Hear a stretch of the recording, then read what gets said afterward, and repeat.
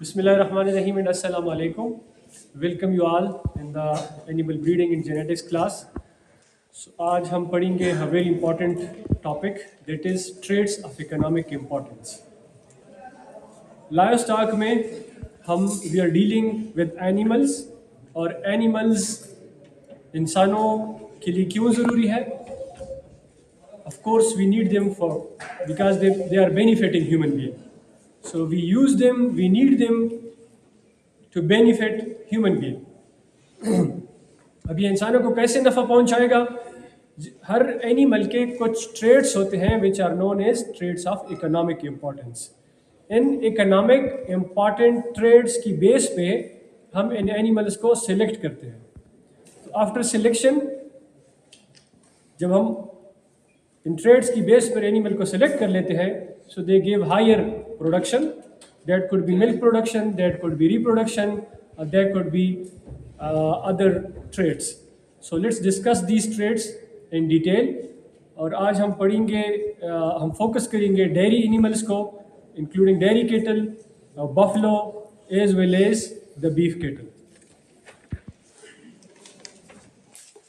So सबसे पहले definition, these are heritable characteristics that when improved directly or indirectly increase the economic returns from an animal, herd or flock. ये क्या है? These are heritable characters, heritable traits, heritable characteristics that when improved, हमने genetics में हमारी ये कोशिश है कि हम इनको improve कर ले through selection. जब ये improve हो जाएंगे तो क्या होगा? They directly or indirectly increase the economic returns for farmers, for a herd and for a flock. जब ये traits इनको हम improve कर लेंगे तो return में हमारा जो economic output है वो increase हो जाएगा. So why are they important? These traits of economic importance, why are they important? Because the primary focus of selection. These traits are the primary focus of selection. हम selection करते हैं तो हम animal को totality में नहीं judge करते. We do not take an animal in its totality. Rather, we focus some characters, some traits. These traits are the traits of economic importance. और इन traits की बुनियाद पे हम इन animals को select करते हैं. और जब ये ट्रेड्स इम्प्रूव होते हैं तो ये हमें फार्मर को, सोसाइटी को फ़ायदा देते हैं, नफ़ा देते हैं. These are we determine the profitability and sustainability. इन ट्रेड्स की बुनियाद पे एनिमल की प्रॉफिटेबिलिटी इंक्रीज हो जाती है और उसकी सर्वाइवेबिलिटी भी इन्हांस हो जाती है. Similarly, they are bridge between genetics and farm economics. We are animal breeding and genetics students, and tomorrow you will be expert. So आपने क्या करना है? Bridge करना है animal breeding and genetics को with the profitability. Farm economics के साथ आपने इसको link करना है. आपने farmers को, जो बड़े बड़े commercial farms होते हैं, उनको ये आपने सजेस्ट करना है कि वो किस तरह सिलेक्शन करें, किन एनिमल्स को सिलेक्ट करें, किन ट्रेड्स को बुनियाद बना के सिलेक्शन करें ताकि उनकी फार्म की इकोनॉमिक्स और फार्म की प्रॉफिटेबिलिटी बढ़े. So let's start with so the broad categories of these economically important traits are production traits, reproduction traits, health and fitness traits, and conformation traits. So these are the four categories, the broad categories of economically important traits. Production traits में हमारे पास क्या आते हैं? Output of saleable products. For instance, milk, meat, egg, wool, etc. Reproduction trait में हमारे पास आता है efficiency and rate of herd. Rate of heard का मतलब है कि कितनी तेजी से वो मल्टीप्लाई होता है, वो उस फार्म में नए हेड्स आते हैं. So if the reproduction is better, the animal will have proper conception, proper reproduction and proper progeny at proper time. जिससे हमारी फार्म की प्रोडक्शन और इकोनॉमिक्स बढ़ेगी। हेल्थ थ्रेट्स में क्या है? Survivability, disease resistance, heat resistance and longevity. और confirmation traits में है physical characteristics that impact the functionality and product quality. So these are the 4 broader categories. Now we will see these categories in different farm animals. So सबसे पहले हम start लेते हैं cattle से। We have 2 distinct types of cattle. One is dairy cattle, second is beef cattle. So dairy cattle में अगर हमने dairy cattle में सिलेक्शन करनी है तो हमने किन ट्रेड्स को फोकस करना है, किन ट्रेड्स को बुनियाद बना के हम उनकी सिलेक्शन करेंगे। सबसे पहले हमारा ब्रॉड गोल क्या होता है डेयरी कैटल में? To increase the life time profit of an animal. वो हम किस तरह इंक्रीज कर सकते हैं? उसमें क्या है? मिल्क है एंड काफ है।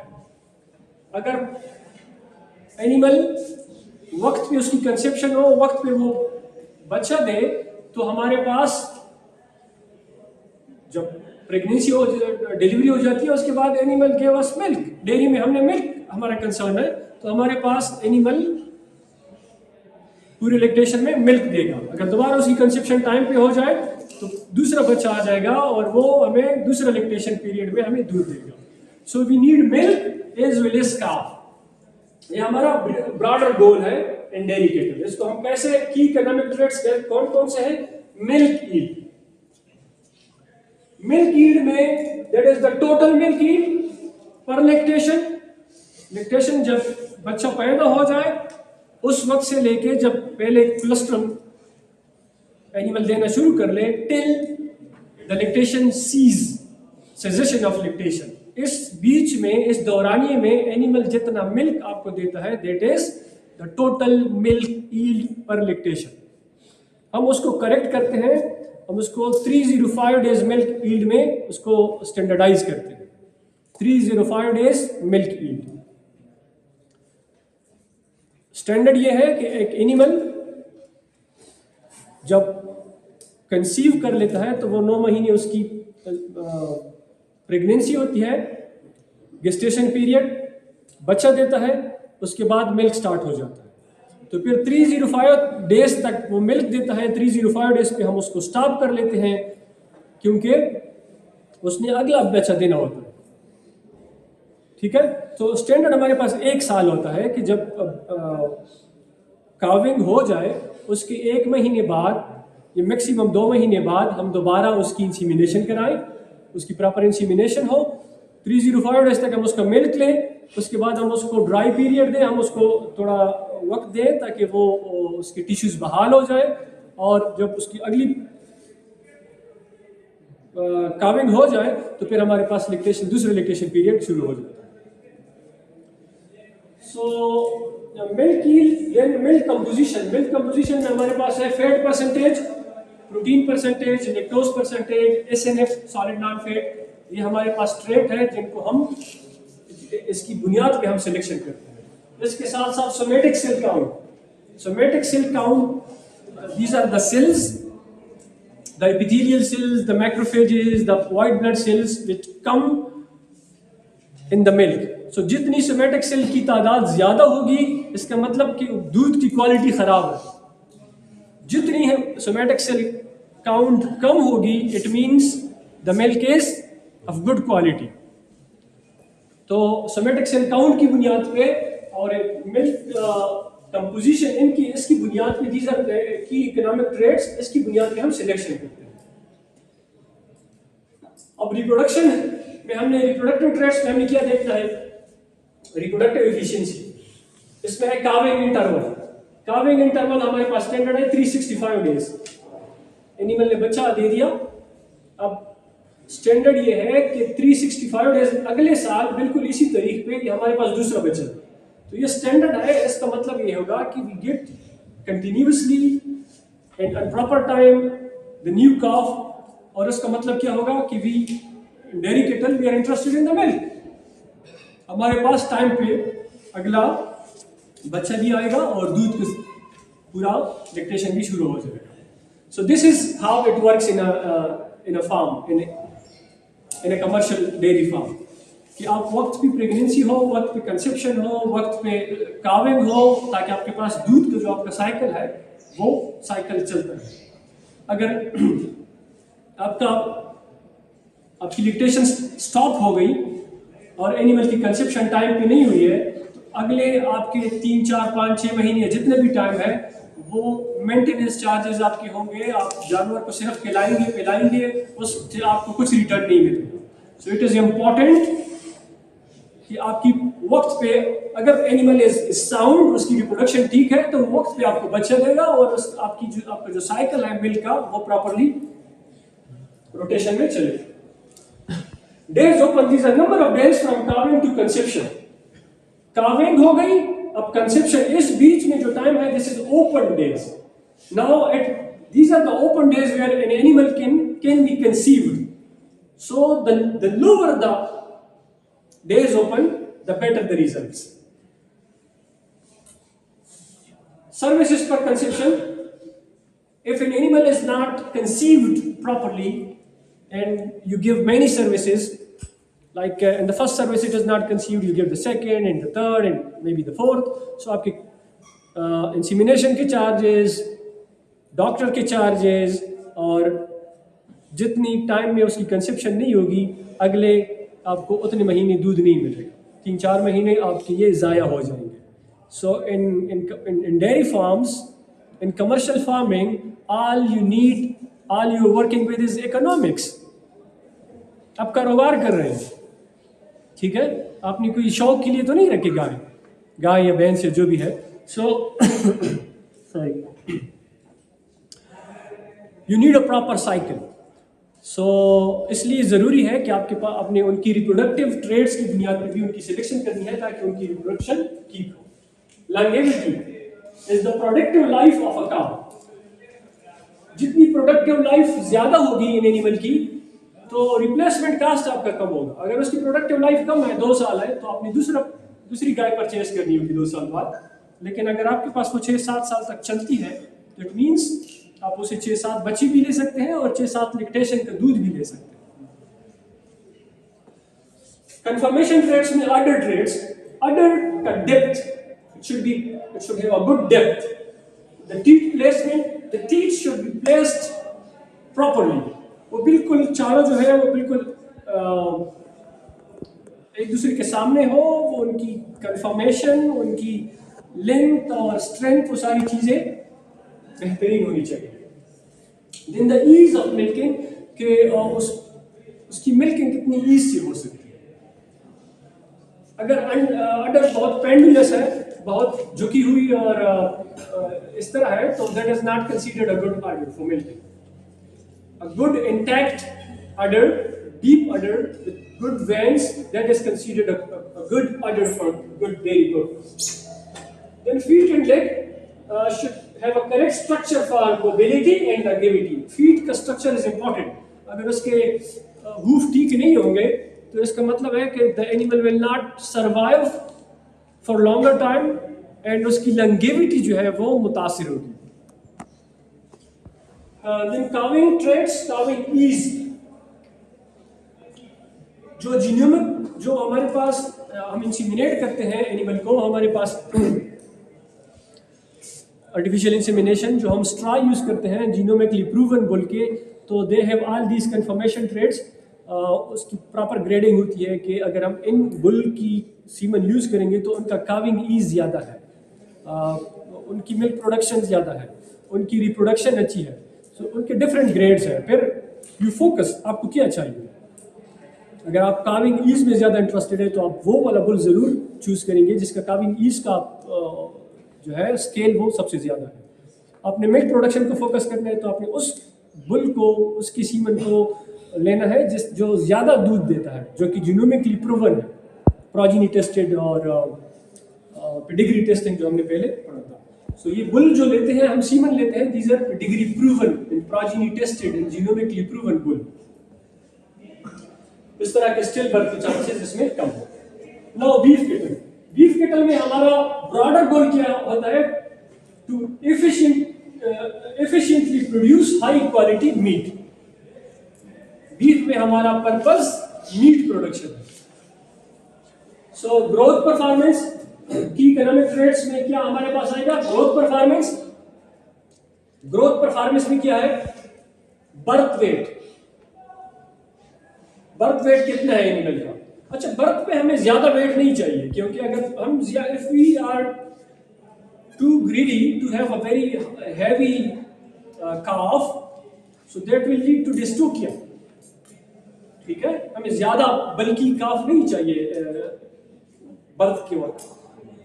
लेकिन अगर उसका जेनेटिक्स ठीक है, हम उसको अच्छी न्यूट्रिशन दें तो बहुत ग्रोथ करेगा. Weaning weight, the time when the animal is weaned, this shows the mothering ability. The yearling weight, कि 1 साल बाद उसका वेट किस वेट तक वो पहुंचता है. So we are interested in yearling weight. Average daily gain, average उसका डेली गेन कितना है, कितनी उसकी बढ़ोतरी होती है अगर आप उसको अच्छी न्यूट्रिशन देते हैं. So these are growth performance. Then feed efficiency, residual feed intake, जब आप उसको फीड देते हैं वो कितना इनटेक उसका कितना है और उसको कन्वर्ट कितना करता है मार्बलिंग में. कार्कास ट्रेड्स, हार्ड कार्कास वेट, जब आप उसको स्लॉटर करते हैं तो हार्ड वेट उसका कितना है, ड्रेसिंग परसेंटेज कितना है. Dressing percentage is carcass weight divided by live weight. So ये डिफरेंट एनिमल का डिफरेंट है.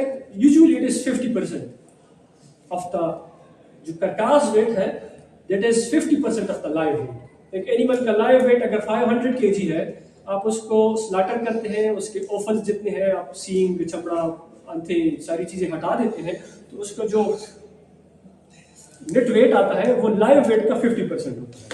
तो अगर आपने कैलकुलेशन करनी है, आप कैलकुलेशन भी आप सेल और परचेस करते हैं बीच में, वो भी आप लाइव वेट की बुनियाद पे करते हैं कि आप लाइव वेट एनिमल का 500 है तो उसका कार्कास वेट आएगा 50%.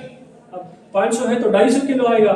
250 को आप जरब दे पर केजी कितना है, इससे आप रफली आपको अंदाजा लग जाता है कि इस एनिमल की वर्थ इतनी होनी चाहिए. Then rib eye area, then back fat thickness, then marbling. These are important traits in terms of carcass traits. Marbling के उसके जो मसल्स है उसमें मार्बलिंग कितनी है, उसमें फेट परसेंटेज कितना है. Reproduction is age at puberty, किस एज में वो प्यूबर्टी को पहुंचता है. This is very important trait. जितना जल्दी वो पहुंचेगा, जितनी उसकी अच्छी ग्रोथ होगी, अर्ली बलूगत को पहुंचेगा, तो we would be able to sell it and we will get good money. Scrotal circumference, the circumference of scrotal is very important. This is related to age at puberty and also it is related to reproduction. Then heifer pregnancy rate, के जो उनकी heifer है उनकी pregnancy rate क्या है beef cattle में. Now buffalo are used primarily for milk purpose, but they are also used for dairy purpose as well as for draught purpose. In Pakistan, it is mostly used for dairy purpose.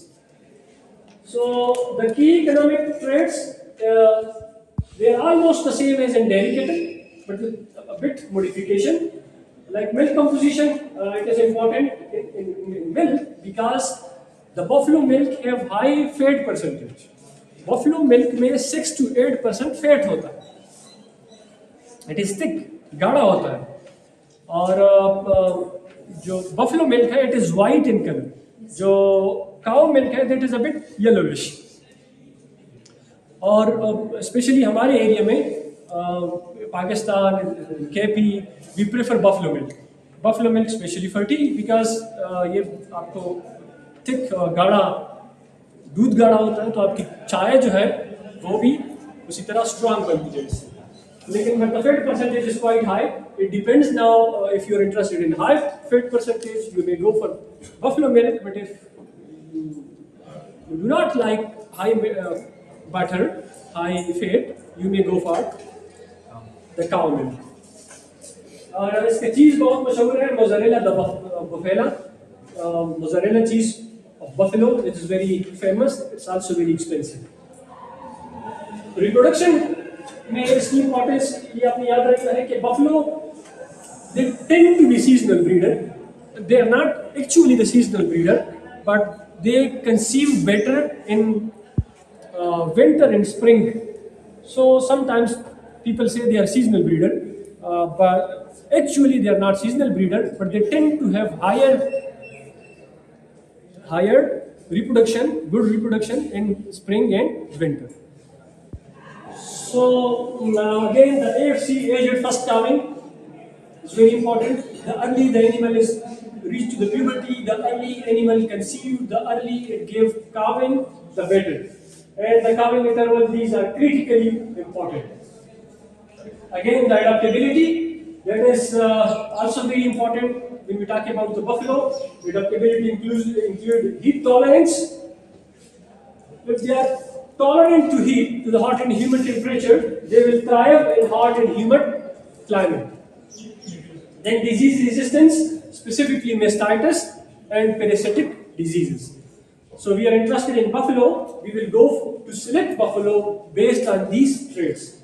Again, the meat production, as in beef cattle, we are interested in cara beef. The meat of the buffalo is known as cara beef. The growth rate, the dressing percentage, as we discussed in beef cattle, it goes the same for buffalo. Thank you.